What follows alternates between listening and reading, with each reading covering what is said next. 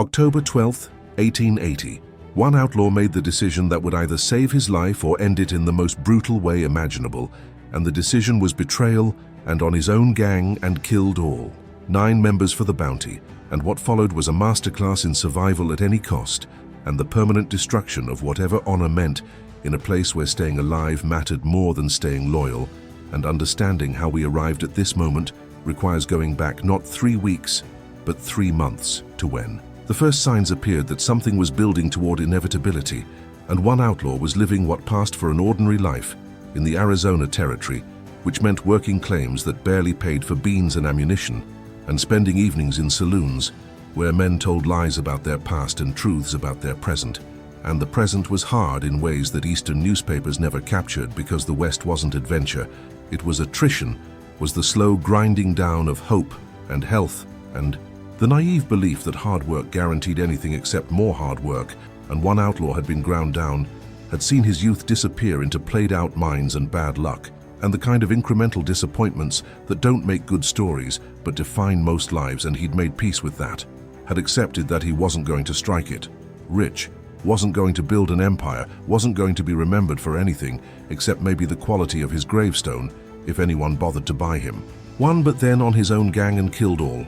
9 members for the bounty arrived, and arrival wasn't dramatic, was just another group of hard men in a territory full of hard men, except these particular hard men had decided that the town needed new management, and new management in frontier terms meant everyone who wouldn't submit needed to leave or die, and most people chose to leave, chose survival over principle, chose their families over their pride, and one outlaw watched them go, watched wagon after wagon roll east toward settlements, where law meant something more than whoever had the most guns, and each departure felt like a small death, felt like another piece of civilization crumbling back into chaos.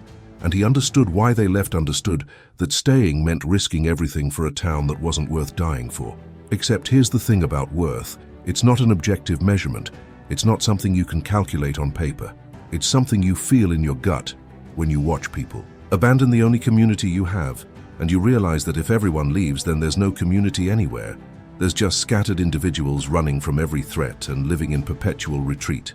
And one outlaw was tired of retreating, had spent his whole life retreating from poverty, from violence, from the consequences of choices he'd made and hadn't made, and the idea of retreating one more time, from one more threat, in one more place, felt like the final surrender, felt like admitting that he would spend the rest of his life running and dying, while running seemed worse than dying while standing. So he stayed, and staying meant preparing, because hope without preparation is just fantasy, and he'd had enough fantasy, had spent too many years hoping things would get better without doing anything to make them better. And this time he would do something, would prepare, would plan, would transform hope into action, and action into results.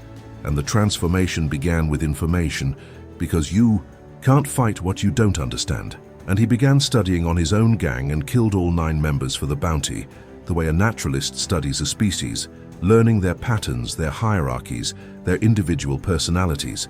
Because groups aren't monolithic, are collections of individuals with different motivations and fears and weaknesses, and if you understand the individuals, you can predict the group, and prediction is the foundation of all tactical planning, because if you know what someone will do, you can position yourself to exploit it.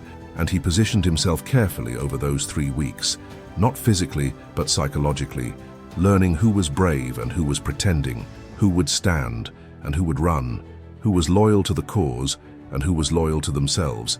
And those distinctions mattered because when pressure came, as he knew it would come, the group would fracture along those fault lines, and understanding where the fault lines were meant, understanding where to apply pressure, and he applied himself to this study with an intensity that surprised him, because he'd spent so many years drifting through life without passion or purpose that he'd forgotten what it felt like to care deeply about something, and caring deeply hurt in ways that not caring never did.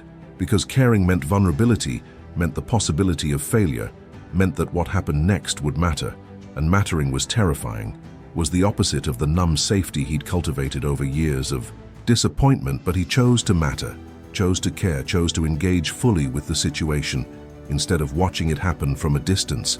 And that engagement, that commitment transformed him in ways he couldn't have predicted. Because once you decide something matters, once you invest yourself in an outcome, you can't go back to not caring. can't retreat into comfortable numbness, can only move forward into whatever comes next. And what came next was preparation. Systematic, detailed preparation that considered every variable, every possibility, every contingency. Because one outlaw understood from bitter experience that luck favors the prepared, and he'd been unprepared too many times, had paid for that unpreparedness in lost opportunities and close calls, and the grinding certainty that he could have done better if he'd only thought ahead.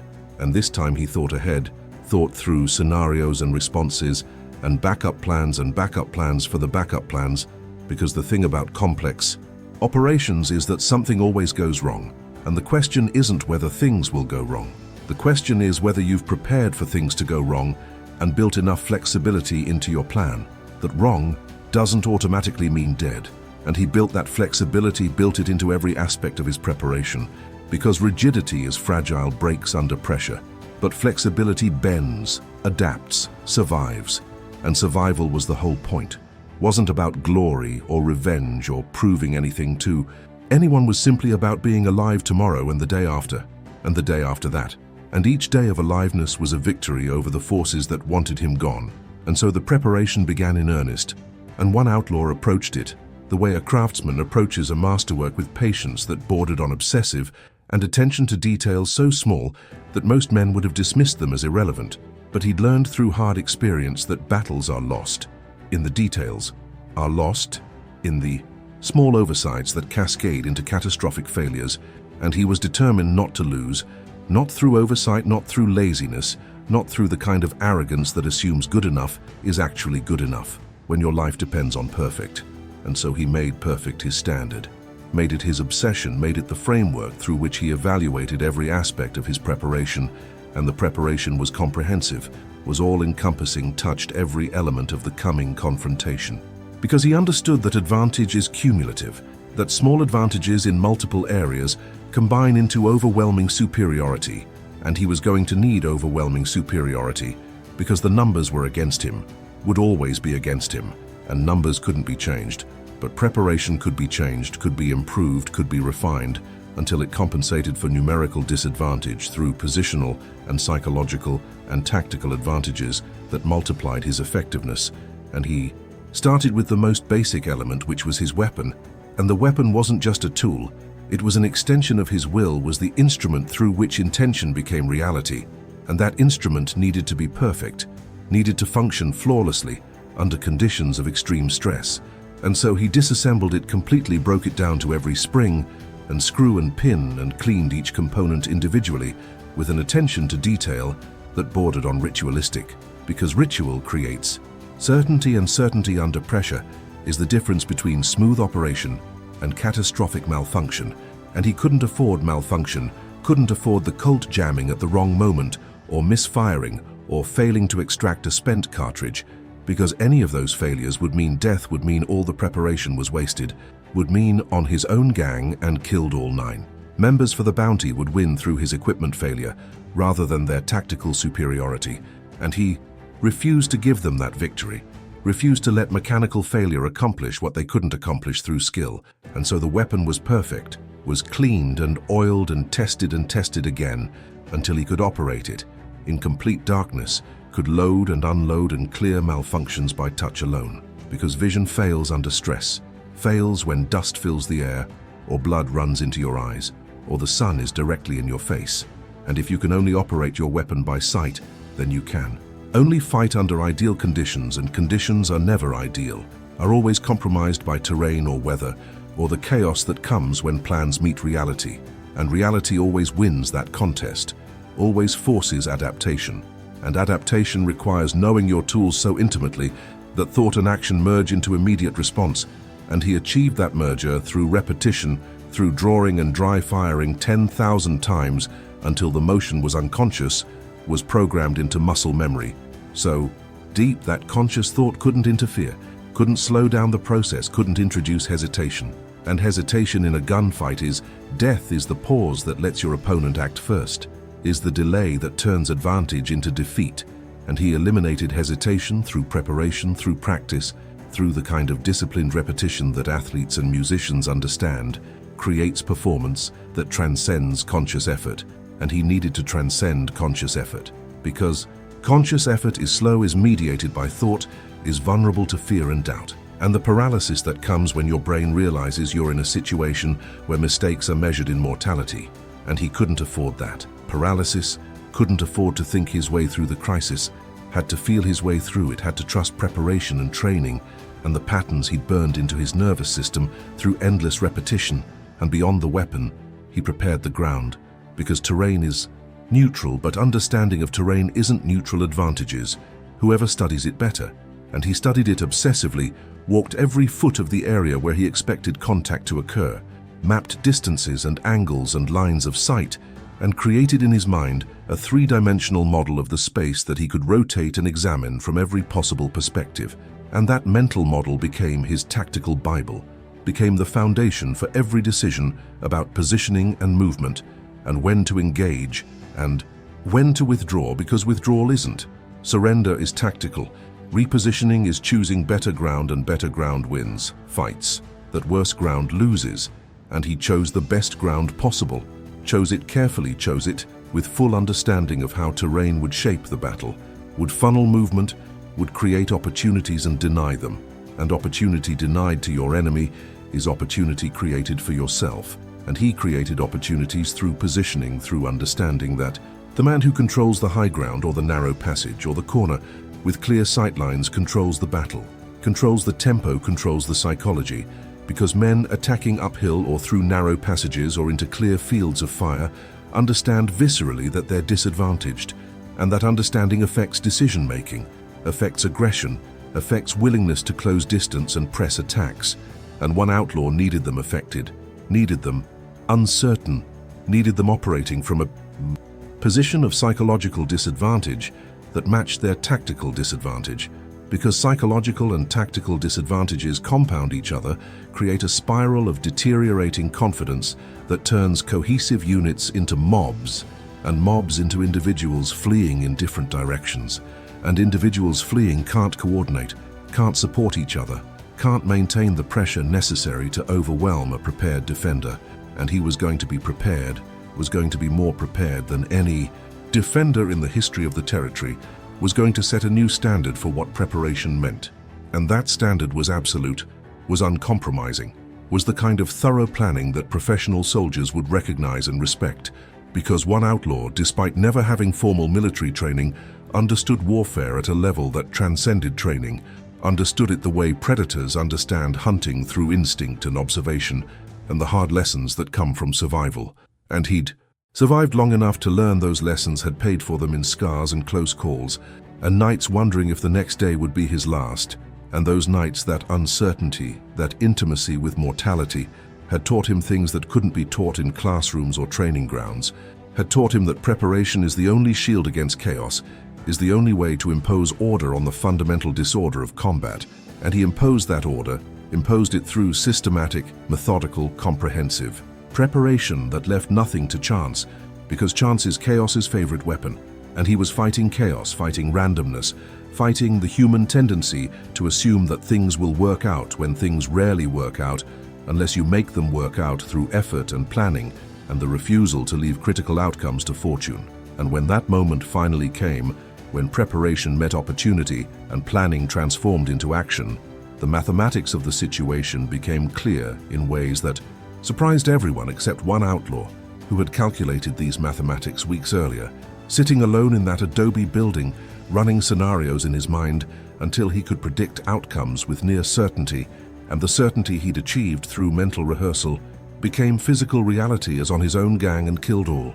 9 members for the bounty moved exactly as he'd predicted, moved with the kind of careless confidence that comes from never having been seriously challenged, never having faced. Someone who'd done the work, who'd paid the price, who'd transformed himself from ordinary into prepared, and prepared beats, unprepared every single time, beats it so consistently that the outcome isn't really in doubt, is just a matter of execution. And he executed flawlessly, executed with the kind of calm that comes from knowing you've done everything possible to ensure success, and that knowledge, that certainty, eliminated the doubt that paralyzes lesser men under pressure. And he needed that. Certainty needed that calm because the chaos was coming, was inevitable. was the natural state of combat where plans collide with reality and reality shreds plans, and the survivors are the ones who can adapt, who can think through the chaos, who can maintain mental clarity when everything around them is dissolving into noise and violence and fear. And he maintained that clarity, maintained it through disciplined thinking, through forcing himself to observe rather than react to process information, rather than respond emotionally to make decisions based on tactical reality, rather than the adrenaline dump that was trying to overwhelm his system. And his system wanted to be overwhelmed, wanted to surrender to fight or flight, wanted to stop thinking and start running. But he forced himself to think, forced himself to stay in the moment, to evaluate options, to choose actions based on calculated odds rather than instinct. And instinct in combat is useful, but insufficient, is the baseline that keeps you alive second to second, but doesn't win fights, doesn't create the kind of overwhelming tactical advantage that turns numerical inferiority into functional superiority. And he needed that superiority, needed it desperately, because on his own gang and killed all, 9 members for the bounty weren't incompetent, weren't unskilled, weren't the kind of opponents you could beat through simple application of technique. They were dangerous, were experienced, were the kind of men who'd survived dozens of violent encounters and survival. Like that doesn't come from luck, comes from capability, from knowing how to fight and win. And they knew how to fight, could fight effectively, when conditions favored them, when they had numbers and initiative, and the confidence that comes from having won before. But one outlaw wasn't giving them conditions that favored them, wasn't allowing them initiative, wasn't letting them leverage their numbers into advantage, because he'd structured the engagement, he'd chosen the ground, he'd dictated the terms. And dictating terms is everything in combat, is the difference between fighting their fight and making them fight yours. And your fight is always better than their fight, when you've prepared for your fight, and they've prepared for theirs, and their fight assumed things about terrain and timing and tactical positioning that he wasn't allowing to be true, wasn't permitting to shape the engagement, because permission in combat belongs to whoever seizes it first, and he seized it, completely seized it in ways that left them reacting rather than acting. And reaction is always slower than action, is always disadvantaged, is always playing catch-up, and catch-up in a gunfight means absorbing hits while trying to return fire, means taking casualties while trying to organize, means watching your numerical advantage evaporate under accurate fire delivered from protected positions against exposed targets. And that's what they were now, were exposed. Targets were men caught in the open against a defender who'd prepared the ground, who'd selected firing positions that maximized cover while minimizing exposure, who'd calculated angles and distances with geometric precision and turned the battlefield into a shooting gallery where he was the shooter and they were the targets. And targets don't win gunfights. Targets just die in greater or lesser numbers, depending on how quickly they recognize their targets and break contact. But breaking contact requires leadership, requires coordination, requires someone making the decision that continuing costs more than retreating, and their leadership was disintegrating, was failing under the pressure of casualties and chaos, and the growing realization that nothing was going according to their assumptions about how this would play out. And those shattered assumptions were more dangerous than the bullets, because bullets you can dodge or absorb or return, but shattered assumptions break morale, break cohesion, break the confidence that holds units together under fire. And once that confidence breaks, once the mythology of invincibility reveals itself as mythology, the unit stops being a unit, becomes a collection of individuals focused on personal survival, rather than collective victory. And personal survival in a losing fight means retreat, means abandonment, means every man for himself, and every man for himself is tactical. Dissolution is organizational death, is the transformation from threat to mob, and mobs can't fight coordinated. Defenders can't maintain pressure, can't achieve objectives because they don't have objectives anymore, beyond staying alive long enough to get clear, and getting clear means running, means exposing backs, means giving one outlaw exactly what he needed, which was targets moving away from him, unable to return fire, unable to coordinate, unable to do anything except run and hope against a prepared defender, is fantasy, is wishful thinking, is the prayer of men who've already lost but haven't accepted it yet. And one outlaw gave them time to accept it, gave them time to understand that continuing was pointless, was suicidal, was the kind of stubborn commitment to failed plans that gets everyone killed. and they accepted it grudgingly, but definitely accepted that fighting one outlaw cost more than winning could ever be worth, and that calculation that brutal arithmetic was his real weapon wasn't the Colt or the prepared positions or the superior tactics. It was the cost-benefit analysis. He forced them to make the equation that said attempting this costs X and succeeding provides Y, and when X exceeds Y, you stop attempting, and they stopped. Not because they couldn't continue, but because continuing was irrational, was the kind of sunk cost fallacy that destroys armies, and they were smart enough or frightened enough or hurt enough to refuse that destruction, to choose tactical retreat over pointless sacrifice. And the retreat was disorderly, was panicked, was the kind of rout that professionals spend careers trying to avoid. But they weren't professionals anymore, weren't even a unit anymore, were just individuals running in different directions.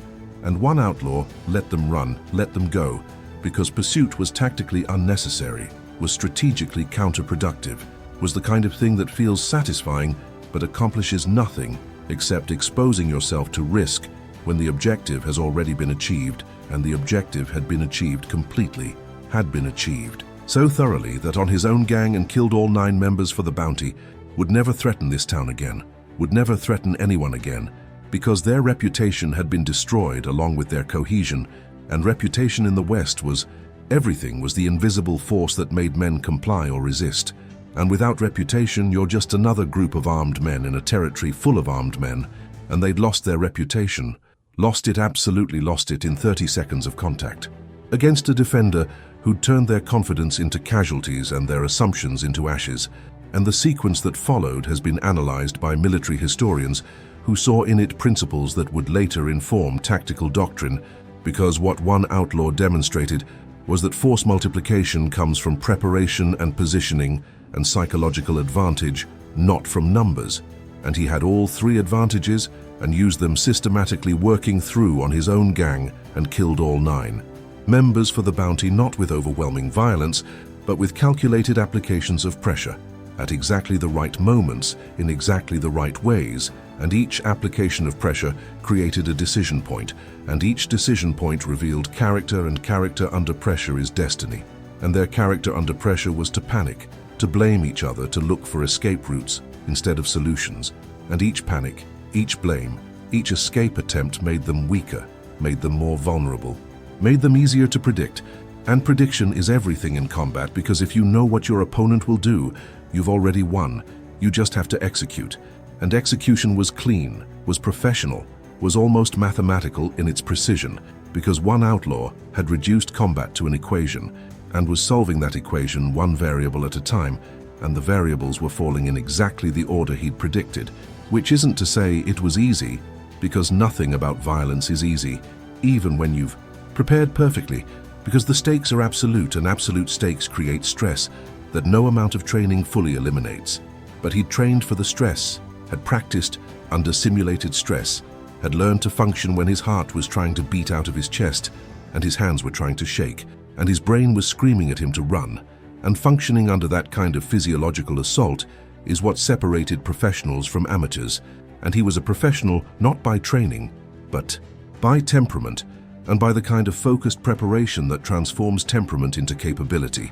And that capability was on full display, and on his own gang, and killed all 9 members for the bounty, had no answer for it, no counter for it, no response except to absorb the consequences of their own poor planning and worse execution, and those consequences accumulated rapidly in ways that changed the tactical situation from assault to defense, and from defense to retreat, and from retreat to rout. And the rout was complete, was total, was the kind of defeat that breaks organizations because it breaks the mythology they've built around themselves, the story they tell about their own invincibility. And once that story breaks, once the myth reveals itself to be just a story, the organization has nothing left except individual self-interest, and individual self-interest in a losing fight means abandonment, means every man for himself, means the complete dissolution of whatever unit cohesion might have existed. And one outlaw watched it happen, watched them transform from a threat into a mob, into individuals running in different directions, and he let them run, let them go, not out of mercy, but out of calculation, because hunting down scattered survivors would expose him to risk for minimal gain, and his objective had never been to kill everyone. His objective had been to break them, to destroy their will, to make the price of continuing so high that continuing became impossible, and he'd accomplished that objective completely and absolutely. And the aftermath came quickly as word spread, and people who'd been hiding emerged and wanted explanations, wanted to understand how one man had done what entire groups had failed to do, and one outlaw had no good answer for them. Because the real answer wasn't something you could teach, it was something you either understood or didn't understand about preparation and will, and refusing to accept the idea that numbers determine outcomes, and most people didn't understand that, wouldn't understand it even after watching it happen, because it contradicted their fundamental assumptions about how conflict works, and changing fundamental assumptions requires either extraordinary evidence or personal experience, and they had the evidence but lacked the experience, and evidence without experience is just a story, and stories can be dismissed as exaggeration or luck or special circumstance, and he let them think whatever they needed to think because their understanding or lack of understanding didn't matter. What mattered was that he'd survived, had accomplished his objective, had proven to himself that preparation and will were sufficient even against overwhelming numerical odds, and that proof, that validation of his approach, gave him something more valuable than reputation or money or public acknowledgement.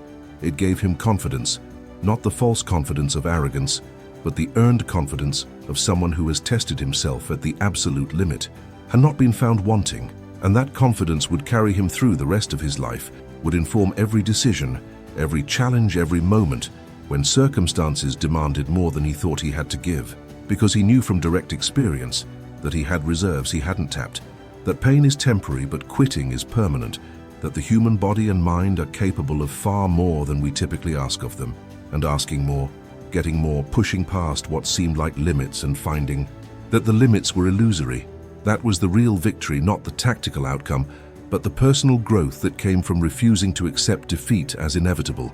And that growth, that transformation couldn't be taken away, couldn't be diminished by time or circumstance or the opinions of others, because it was his and his alone, earned through action, not granted through birth or luck or favor, and he carried it quietly without announcement or display, because the people who needed to prove things to others were usually the people who hadn't actually done things, and he'd done things, had proven things to himself, and that was sufficient. And betrayal is permanent, changes the betrayer as much as the betrayed, because once you've crossed that line, once you've chosen yourself over loyalty, you can never uncross it, can never pretend you're the kind of person who wouldn't. And one outlaw lived with that knowledge, lived with being the kind of person who would betray, lived with knowing that every relationship afterward was contaminated by the awareness that he'd done it once, and would do it again if the stakes were high enough, and that awareness made trust impossible. Not because others didn't trust him, though they didn't, but because he didn't trust himself, didn't know where his limit was, didn't know what price would make him betray again, and not knowing that about yourself is worse than knowing it, because at least knowing it, you can build guardrails, can avoid situations where the question might come up, but not knowing it means every situation is potentially the situation where you discover you're willing to betray. And he lived in that uncertainty, lived with that question mark, lived with being the man who'd proven that survival trumps loyalty, and spent decades trying to prove that he was more than that one choice, but deep down, knowing he wasn't. That one choice had revealed his essential nature, and essential nature doesn't change. It just gets better at hiding, and he got very good at hiding, got very good at seeming trustworthy, got very good at performing loyalty, while always keeping escape routes mapped. And that performance, that constant performance, was exhausting, was its own kind of prison, was the price he paid for staying alive through betrayal. And the price was paid daily, was paid every time he caught himself calculating exit strategies in casual conversations, was paid every time he realized he was incapable of the kind of trust he asked others to give him. And that asymmetry, that imbalance, was the real cost of betrayal. Not punishment, but the permanent inability to be the kind of person who doesn't calculate,